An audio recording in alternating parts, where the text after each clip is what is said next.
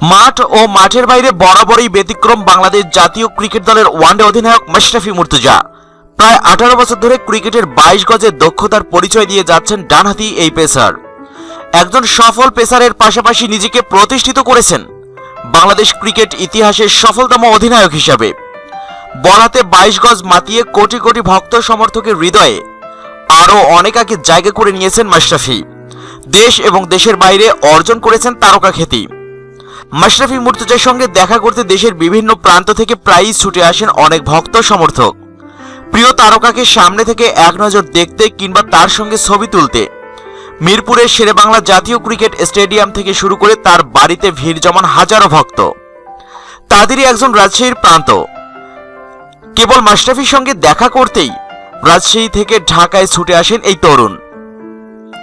প্রান্ত জানান, 2017 সাল থেকে মাশরাফির সঙ্গে দেখা করার অপেক্ষায় ছিলেন তিনি। একজন ক্রীড়া সাংবাদিকের কল্যাণে শেষ পর্যন্ত মাশরাফির সঙ্গে দেখা করার সুযোগ পান তিনি। এ সময় মাশরাফির জন্য একটি পাঞ্জাবিও নিয়ে আসেন প্রান্ত। এরপর শেরেবাংলার ড্রেসিং রুমের সামনে দাঁড়িয়ে পাঞ্জাবিটি মাশরাফির হাতে তুলে দেন তিনি।